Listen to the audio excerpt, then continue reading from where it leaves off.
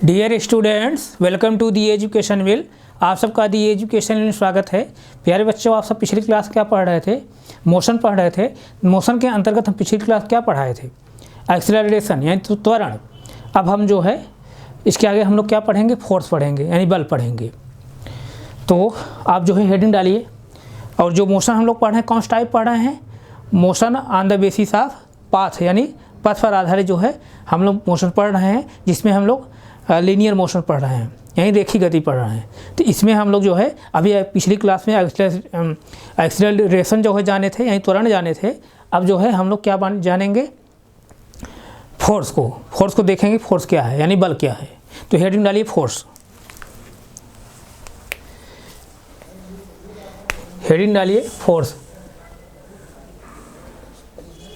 Motion हम लोग पढ़ रहे हैं। मोशन यानी गति। इसमें हम लोग जो है लीनियर मोशन पढ़ रहे हैं। लीनियर मोशन,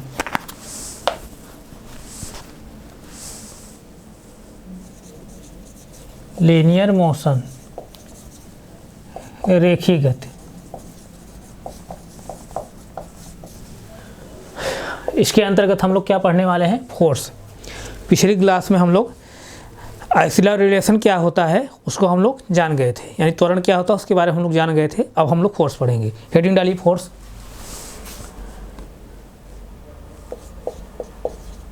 फोर्स यानी बल। Colon dash. बल क्या है? आप सब पिछली कक्षाओं में आप पढ़े होंगे बल क्या होता है। तो आइए जो है इसको हम सिंपल से डिफाइन करते हुए आगे बढ़ते हैं। लिखिए, बल वह बाह्य कारक है या वह फैक्टर है। बल वह बाह्य कारक यानी फैक्टर है। बल वह बाह्य कारक है जो किसी वस्तु या ऑब्जेक्ट या पार्टिकल जो किसी वस्तु में, या पार्टिकल यहाँ होगा, कोई वस्तु होगी, कोई पार्टिकल होगा, कोई जो है ऑब्जेक्ट होगी, किसी वस्तु में त्वरण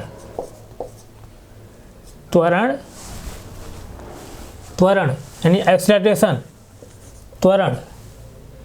त्वरण या मंदन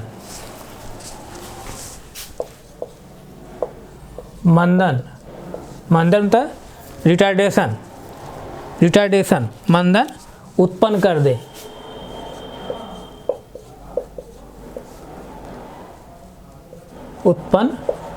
दे। उसे हम लोग क्या कहेंगे? बल कहेंगे। यानी बल क्या है?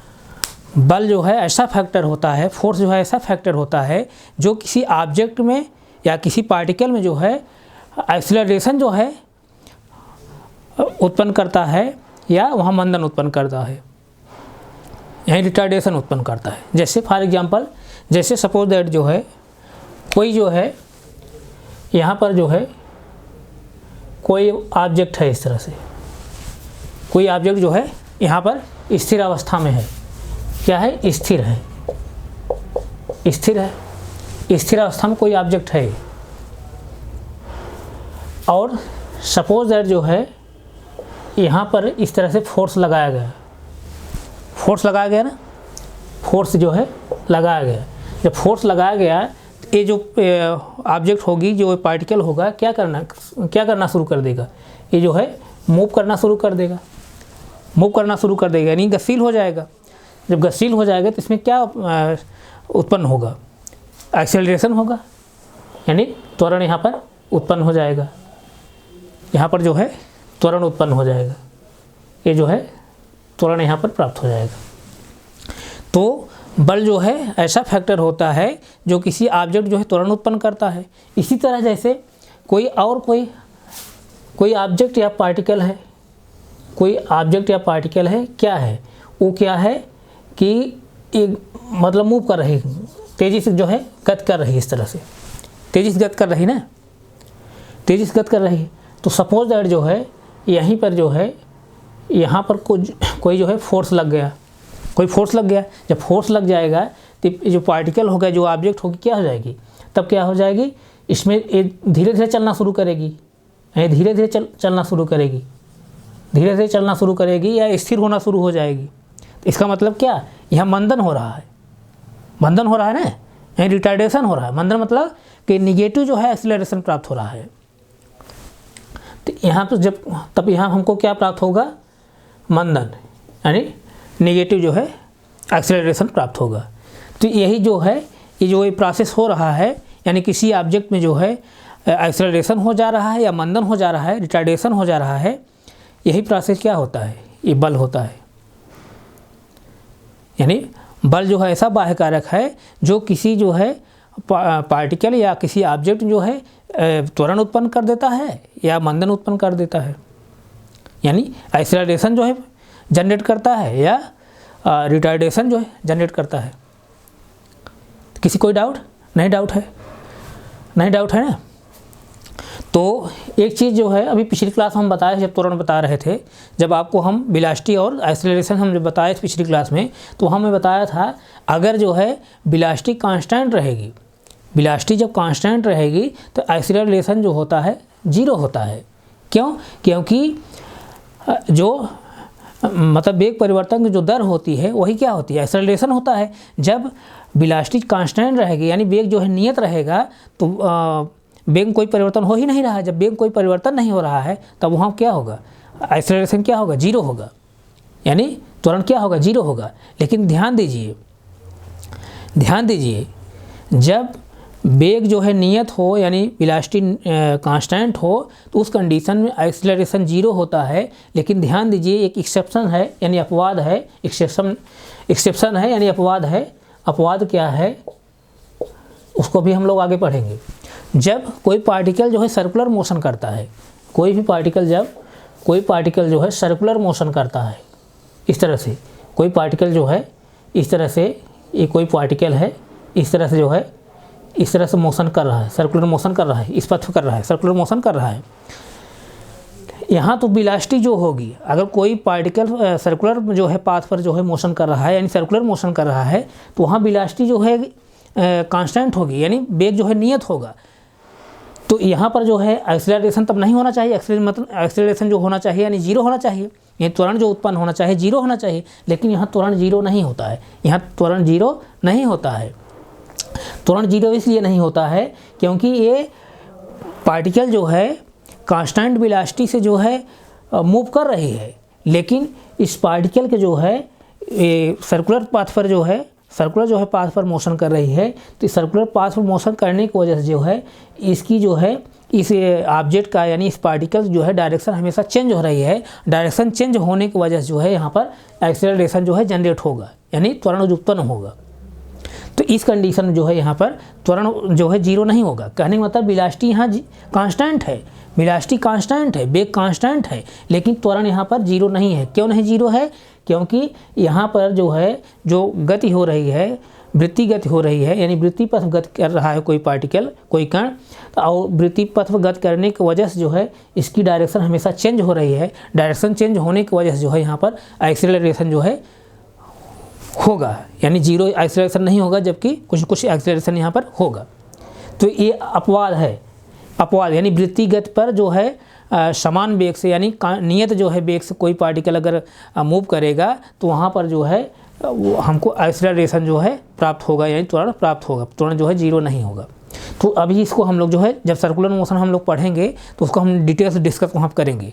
तो आप लोग जो है पेशेंस रखिए, तो इस चीज़ को हम लोग वहाँ पर जो है डिस्कस करेंगे। तो यहाँ पर जो है मैं थोड़ा सा डिस्कस कर दिया क्योंकि अभी आपको जो है यहाँ ज़रूरत पड़ सकती है, तो इसलिए मैं आपको बता दिया। अभी सर्कुलर मोशन जब पढ़ेंगे तो इसको और डिटेल्स हम डिस्कस करेंगे। किसी कोई डाउट? नहीं डाउट। अब जैसे देखिए, अब फोर्स यानी फोर्स बल बराबर क्या होता है, यानी बल बराबर क्या होता है, बल बराबर क्या होता है, द्रव्यमान, द्रव्यमान, द्रव्यमान गुणित त्वरण, यानी इसका मतलब क्या, मास इनटू त्वरण एक्सेलरेशन होता है, यही F इक्वल टू त्वरण होता है, फोर्स बराबर यानी बल बराबर क्या, द्रव्यमान गुणित त्वरण। तो अब इसकी जो है यूनिट क्या होगी, यूनिट क्या होगी, अब द्रव्यमान का जो होगा, द्रव्यमान की जो यूनिट होगी क्या होगी, यानी मास की जो यूनिट होगी क्या होगी, kg होगी। MKS सिस्टम में, MKS सिस्टम में यानी इसको हम जो है किस में ले रहे हैं, MKS सिस्टम ले रहे हैं,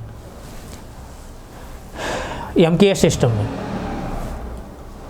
मीटर किलोग्राम सेकंड MKS पद्धति ले रहे हैं। तो MKS पद्धति में मास को जो यूनिट होगी क्या होगी, किलोग्राम होगी, और त्वरण क्या हो जाएगा, त्वरण क्या होता है, मीटर पर सेकंड स्क्वायर होता है। तो यहाँ पर क्या हो जाएगा तब, into metre per second square, metre kilogram metre per second square. इसी को जो है MKS सिस्टम में क्या बोला जाता है, इसी को MKS सिस्टम में बोला जाता है क्या, न्यूटन। MKS सिस्टम में क्या बोला जाता है, न्यूटन। यानी बल्क मात्रक हम लोग तब शॉर्ट में क्या कहते हैं, न्यूटन कहते हैं। किसी कोई डाउट नहीं, डाउट है ना। तो ये न्यूटन जो है, न्यूटन इसलिए रखा जाता है क्योंकि इस जो फोर्स की जो डेफिनेशन है, फोर्स जो डिफाइन किया गया है, इसको डिफाइन करने में जो है साइंटिस्ट जो न्यूटन है उनका जो है बहुत बड़ा योगदान है। उन्हीं के सम्मान जो है यहाँ पर इसको न्यूटन कहा जाता है। यानी kilogram metre per second square को हम लोग क्या बोलते हैं, न्यूटन। यानी फोर्स का जो मात्रक होगा, यानी फोर्स की जो यूनिट होगी क्या होगी, न्यूटन होगी। अब किस में हो रहा है न्यूटन, MKS सिस्टम में, यानी MKS पद्धति में। और इसी को अगर CGS सिस्टम अगर हम लें, CGS सिस्टम में लें, CGS सिस्टम यानी सेंटीग्राम सेकंड, ये क्या था, मीटर किलोग्राम सेकंड, अब ये क्या है, सेंटीग्राम सेकंड। सेंटीग्राम सेकंड जब लेंगे तो इसी क्या हम लोग बोलेंगे, डाइन बोलेंगे। इसी क्या बोलेंगे, डाइन। ये डाइन है, डाइन, तो डाइन बोलेंगे। अब यहाँ से आपके जो है माइंड में ये क्वेश्चन उठता होगा कि जैसे अब यहाँ से अगर हम इसको, एक क्या था, एक न्यूटन है, kilogram metre per second square क्या है, एक न्यूटन है। अब ये क्या है, ये डाइन है।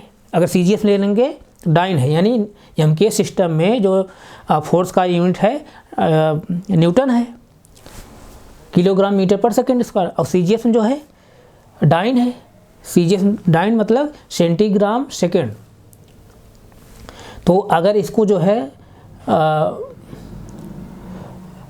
जो है ग्राम अगर चेंज करेंगे, किलोग्राम को ग्राम चेंज करेंगे तो क्या हो जाएगा, एक किलोग्राम कितना ग्राम होता है, 1000 ग्राम, 1000 ग्राम हो जाएगा।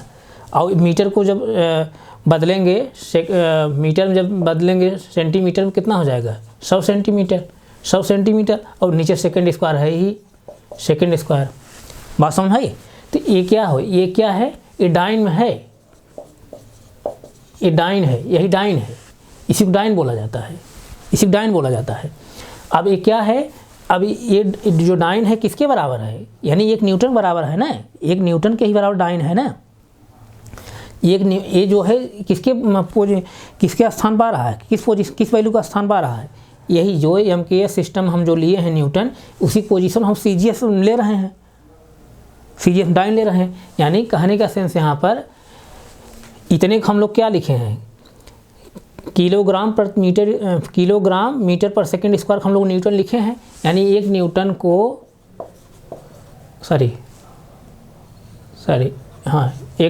एक न्यूटन है, एक न्यूटन हम जो है इतना डाइन लिख सकते हैं, ना। अब जैसे देखिए, अब यही क्या हो जाएगा, अब यहाँ पर 1000 है, ये कितना है, 100 है। टोटल जब मल्टीप्लाई इसको करेंगे तो कितना हो जाएगा, 10 के घाते जो है 10 के घाते 5। अब इसी इतने को हम लोग क्या बोलेंगे, ग्राम सेंटीमीटर पर सेकंड स्क्वायर को हम लोग क्या बोलेंगे, डाइन बोलेंगे। यानी एक न्यूटन में 10 के घाते 5 डाइन। समझ रहे हैं नहीं, एक न्यूटन में 10 के घाते 5 डाइन होगा। कैसे आप समझ रहे हैं नहीं, क्योंकि ये जो न्यूटन लिए हैं, न्यूटन को हम सीजीएस में जब ले रहे हैं, डाइन ले रहे हैं। अब इसको सीजीएस मतलब कि सेंटीग्राम सेकंड, तो ये जो ग्राम है, सॉरी ये किलोग्राम जो है इसको ग्राम बदल देंगे, मीटर को हम लोग जो है सेंटीमीटर बदल देंगे, और यहाँ सेकंड जो है ऑलरेडी सेकंड में है ही, तो वही जब बदल देंगे तो 1 न्यूटन को हम जो है इस तरह से बदल दिए, ग्राम में सेंटीमीटर में सेकंड जो है ऑलरेडी था, इस तरह बदल दिए। तो ये इसका मल्टीप्लाई करेंगे कितना हो जाएगा, यानी 3 जीरो यहाँ है, 2 जीरो यहाँ है, तो कितना हो 10 के घाते 5 हो जाएगा। अब इसको ग्राम ग्राम यानी ऐसे समझिए, ग्राम इंटू सेंटीमीटर पूरे का 5 सेकेंड स्क्वायर, इसी को हम लोग क्या बोलेंगे डाइन, इतने को हम लोग क्या बोलेंगे डाइन, इतने डाइन बोलेंगे। तो अब इसको जो है ये इसके डाइन के जो है सामने इतना लगा रहेगा ये,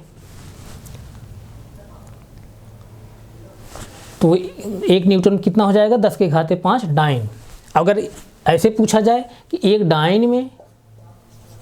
डाइन में कितना न्यूटन होगा, अब जैसे देखिए 10 के घाते 5 डाइन है, यहाँ पर 10 के घाते 5 डाइन है, और यहाँ से एक डाइन जब ले जाएंगे तो एक डाइन में कितना न्यूटन होगा, एक डाइन में कितना न्यूटन होगा, तो क्या करेंगे ये यहाँ पर क्या हो जाएगा भाग पड़ जाएगा, यानी कितना हो जाएगा 1/10 के घाते 5 क्या हो जाएगा न्यूटन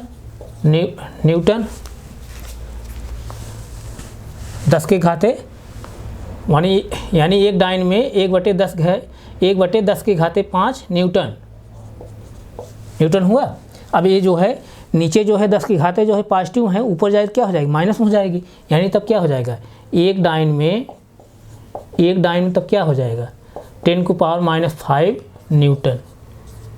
ये जो है एग्जाम आपको इस तरह से पूछा जाता है, इसको आप जो है केयर करिएगा। किसी कोई डाउट, यानी 1 न्यूटन में 10 के घाते 5 डाइन, अब एक डाइन 10 के घाते 5 न्यूटन। किसी कोई डाउट नहीं, डाउट है इसको आप नोट करिए तब फिर आगे चलें। नोट हो गया?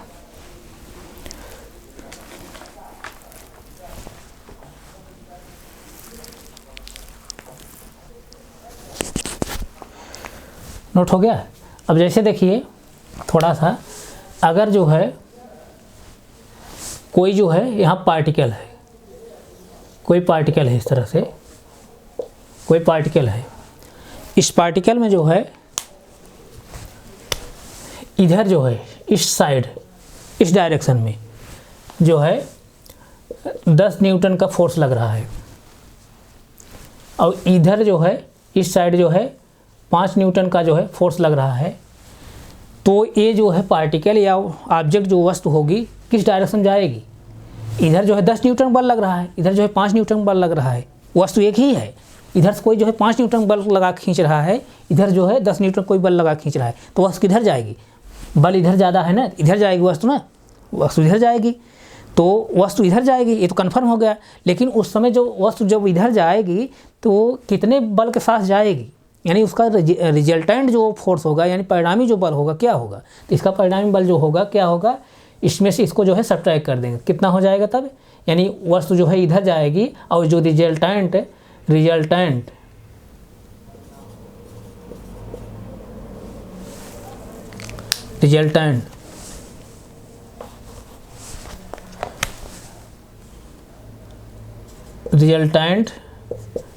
जो फोर्स होगा, यानी परिणामी जो बल होगा,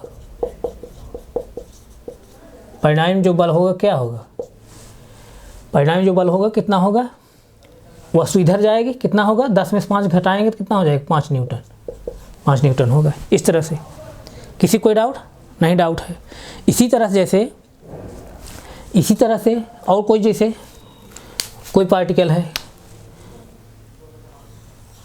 इस तरह से कोई पार्टिकल है, कोई या ऑब्जेक्ट है, सपोज दैट जो है यहाँ पर 10 न्यूटन का जो है फोर्स लग रहा है, और फिर इसी साइड जो है कोई जो है 8 न्यूटन का जो है फोर्स लग रहा है, तो ऑब्जेक्ट जो है किस साइड जाएगी, किस डायरेक्शन जाएगी, इधर ही जाएगी। लेकिन रिजल्टेंट जो फोर्स होगा क्या होगा, यानी ऑब्जेक्ट जो है इस डायरेक्शन जाएगी, और रिजल्टेंट जो फोर्स होगा कितना होगा 10 8 18 जुड़ जाएगा, एक ही दिशा में जा रही भाई, इधर 10 न्यूटन कोई बल लगा खींच रहा है, इधर भी 8 न्यूटन का, और वस्तु जो है इधर ही जाएगी, तो टोटल बल कितना लग जा रहा है, 10 और 8 18।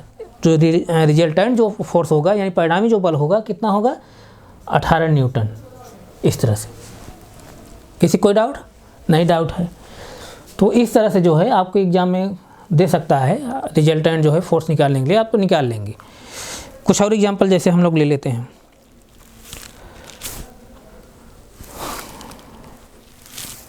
जैसे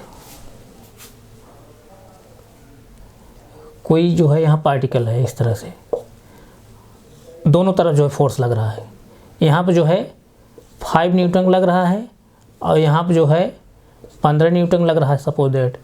इस साइड जो है 20 न्यूटन लग रहा है, फिर जो है इधर जो है 10 न्यूटन लग रहा है, 10 न्यूटन लग रहा है। तो अब यहाँ से देखिए, अब यहाँ से देखिए ये पार्टिकल जो होगा यानी जो ऑब्जेक्ट होगा किस डायरेक्शन में जाएगा। दोनों जोड़िए, इधर पहले 15 5 20 न्यूटन इधर लग रहा है, अब इधर कितना लग रहा है, 10 और 20 30 न्यूटन लग रहा है। इधर ज़्यादा बल लग रहा है और इधर कम बल लग रहा है, यानी ऑब्जेक्ट जो जाएगा किस डायरेक्शन में जाएगा, इस डायरेक्शन में जाएगा। और उसका रिजल्टेंट जो फोर्स होगा कितना होगा, ये कितना 15 5 20 न्यूटन है, इधर कितना 30 न्यूटन है, 30 में से 20 जब घटाएंगे तो कितना होगा 10 न्यूटन। यानी जो ऑब्जेक्ट होगा इस डायरेक्शन में जाएगा और जो रिजल्टेंट फोर्स होगा कितना होगा 10 न्यूटन होगा। इस तरह से किसी कोई डाउट नहीं? डाउट होना चाहिए। अब इसी तरह जैसे और कोई ऑब्जेक्ट हम ले रहे हैं, सपोज दैट जो है इस तरह से कोई ऑब्जेक्ट है, इस तरह से कोई ऑब्जेक्ट है, तो यहाँ ऊपर तरफ जो है सपोज दैट जो है 25 न्यूटन का जो है फोर्स लग रहा है ऊपर तरफ जो है 25 जो है न्यूटन फोर्स लग रहा है, और नीचे जो है सपोज दैट जो है 15 न्यूटन का फोर्स लग रहा है, 15 न्यूटन का। तो ये ऑब्जेक्ट जो होगी किस डायरेक्शन में जाएगी,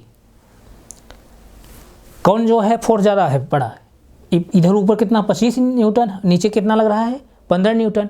तो इसका मतलब ये जो इधर बल कोई व्यक्ति लगा रहा है या लग रहा है बल, ये ज़्यादा है, पार्टिकल जो है इस डायरेक्शन में जाएगी, इस डायरेक्शन में जाएगी, ये तो कन्फर्म होगा, इसी डायरेक्शन में जाएगी यानी ऊपर जाएगा, अपर डायरेक्शन में, अपवर्ड जाएगी, ठीक है। और लेकिन इसका जो रिजल्टेंट फोर्स होगा क्या होगा, ये 15 है 25 है, तो दोनों में सब्ट्रैक्ट करेंगे बड़े में से, तो छोटे को कितना आएगा 10 न्यूटन जो है आएगा, 10 न्यूटन। इसका जो है परिणामी जो बल होगा 10 न्यूटन होगा, और जो पार्टिकल होगा ऊपर जो है दिशा में जाएगा। तो यहाँ तक किसी कोई डाउट हो बताओ, किसी कोई डाउट है? आप नोट करिए, इसको नोट करिए, नोट कर लीजिए। किसी को डाउट नहीं होना चाहिए। तो इस तरह से जो है ये फोर्स का जो है डिफिनेशन है। तो एक बार मैं थोड़ा सा और रिवाइज कर दे रहा हूँ। फोर्स क्या है, यानी बल क्या है? बल वह कारक होता है, वह फैक्टर होता है जो किसी ऑब्जेक्ट में या किसी पार्टिकल में जो है एक्सेलरेशन जो है प्रोड्यूस करता है, या रिटार्डेशन यानी मंदन जो है प्रोड्यूस करता है। और बल बराबर क्या होता है, द्रव्यमान गुणे त्वरण होता है। और उसका मात्रक क्या होता है, न्यूटन होता है एमके सिस्टम में, और सीजे सिस्टम जो है डाइन होता है। अब 1 न्यूटन में 10⁵ डाइन होता है, और 1 डाइन में 10⁻⁻5 न्यूटन होता है। 1 न्यूटन में 10⁵5 डाइन होता है, अब 1 डाइन में 10⁻⁻5 न्यूटन होता है।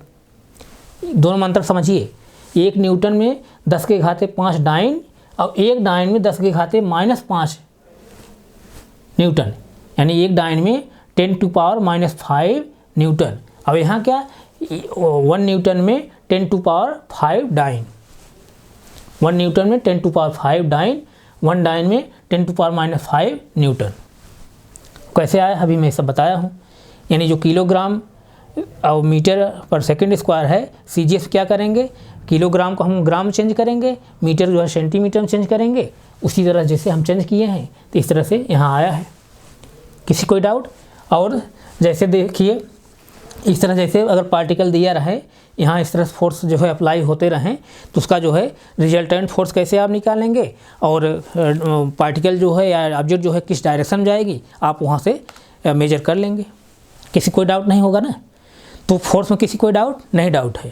तो अब जो है हम लोग इसके आगे जो है हम लोग पढ़ेंगे, यानी अगली क्लास जो हम लोग पढ़ेंगे, क्या पढ़ेंगे, लॉज ऑफ मोशन, यानी गति के नियम। क्या पढ़ेंगे, ऊपर हम लिख दे रहे हैं, आगे जो हम लोग पढ़ने वाले हैं क्या पढ़ेंगे, laws of motion.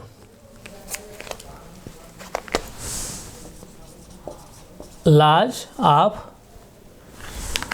Motion, laws of motion यानी गति के नियम,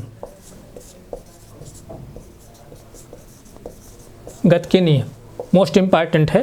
अब यहीं से जो है मोशन जो है पूरी तरह से शुरू हो रही है। तो अगली क्लास हम लोग क्या पढ़ेंगे, गति के नियम। तो आप लोगों को किसी कोई डाउट नहीं है ना, अगर कोई डाउट हो तो आप लोग जो है अपना कमेंट हमारे कमेंट बॉक्स आप डालिएगा, जो भी डाउट रहेगा उसको हम लोग अगली क्लास रिवाइज करते हुए आगे बढ़ेंगे। और आप लोग से मैं रिक्वेस्ट कर रहा हूँ, हमारे चैनल जो है और बच्चों के पास शेयर करिए, और हमारे चैनल को सब्सक्राइब करिए, और शेयर करेंगे तो जो भी हम लोग कंटेंट यहाँ से पढ़ा रहे हैं उसका जो है बेनिफिट और बच्चे भी लेंगे। तो हम यहीं तक रख रहे हैं, आगे फिर कंटिन्यू करें। Thank you so much.